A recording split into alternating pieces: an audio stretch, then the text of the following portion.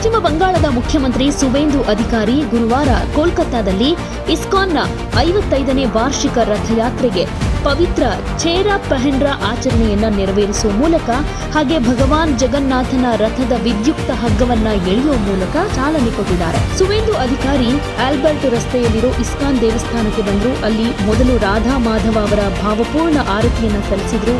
ನಂತರ ಛೇರಾ ಪಹೆಂಡ್ರಾವನ್ನ ಚಿನ್ನದ ಪೊರಕೆಯಿಂದ ರಥದ ಹಾದಿಯನ್ನ ಗುಡಿಸುವ ಸಾಂಪ್ರದಾಯಿಕ ಆಚರಣೆಯನ್ನ ನೆರವೇರಿಸಿದ್ರು. ನಂತರ ಭಗವಂತನ ಪ್ರಯಾಣದ ಆರಂಭವನ್ನ ಸಂಕೇತಿಸುವ ಸಲುವಾಗಿ ನೂರಾರು ಭಕ್ತರ ಜೊತೆ ರಥಕ್ಕೆ ಕಟ್ಟಿರೋ ಹಗ್ಗವನ್ನ ಹಿಡಿಯೋದಕ್ಕೆ ಅವರು ಕೂಡ ಸೇರ್ಕೊಂಡ್ರು. ಶ್ರೀಲ ಪ್ರಭುಪಾದರು 100ಕ್ಕೂ ಹೆಚ್ಚು ದೇಶಗಳಲ್ಲಿ ರಥಯಾತ್ರೆ ಮತ್ತು ಭಾರತೀಯ ಸಾಂಸ್ಕೃತಿಕ ಪರಂಪರೆಯನ್ನ ಜಾಗತೀಕರಣಗೊಳಿಸುವಲ್ಲಿ ಮಹತ್ವದ ಪಾತ್ರ ವಹಿಸಿದ್ದಾರೆ. ಸಾವಿರಾರು ಭಕ್ತರು ಕಾಯ್ತಾ ಇರೋ ಕೋಲ್ಕತ್ತಾದಲ್ಲಿ ಈ ಯಾತ್ರೆಯನ್ನ ಶುರು ಮಾಡೋದಕ್ಕೆ ಮತ್ತು ರಾಧಾ ಮಾಧವರ ಆರತಿಯನ್ನ ಮಾಡೋದಕ್ಕೆ ನಾನು ರಾಷ್ಟ್ರೀಯವಾದಿ ಮತ್ತು ಸನಾತನಿಯಾಗಿ ಧನ್ಯನಾಗಿದ್ದೀನಿ ಅಂತ ಭಾವಿಸ್ತೀನಿ.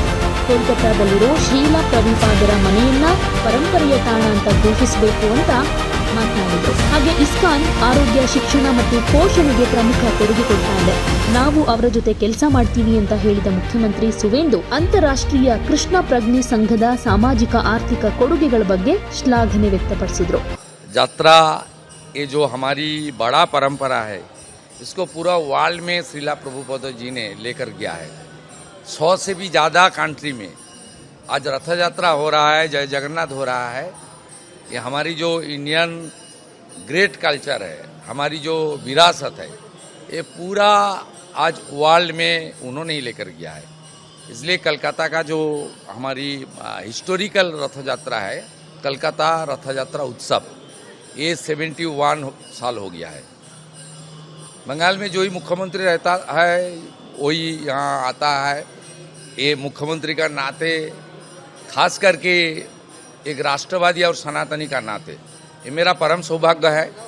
इस बार इस्कॉन का कलकत्ता ಭಾರತದ ಅತಿ ದೊಡ್ಡ ಮತ್ತು ಅತ್ಯಂತ ಪೂಜ್ಯ ಧಾರ್ಮಿಕ ಉತ್ಸವಗಳಲ್ಲಿ ಒಂದಾದ ಜಗನ್ನಾಥ ರಥಯಾತ್ರೆಯನ್ನ ಪ್ರತಿ ವರ್ಷ ಒಡಿಶಾದ ಪುರಿಯಲ್ಲಿ ಆಚರಿಸಲಾಗುತ್ತೆ.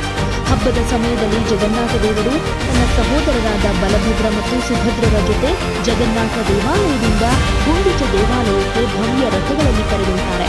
ಲಕ್ಷಾಂತರ ಭಕ್ತರು ಎತ್ತರದ ರಥಗಳನ್ನು ಎಳೆಯುವುದಕ್ಕೆ ಸೇರ್ಕೊಳ್ತಾರೆ. ಇದು ದೈವಿಕ ಆಶೀರ್ವಾದ ಮತ್ತು ಆಧ್ಯಾತ್ಮಿಕ ಅರ್ಹತೆಯನ್ನು ತರುತ್ತೆ ಅನ್ನೋ ನಂಬಿಕೆ ಇದೆ.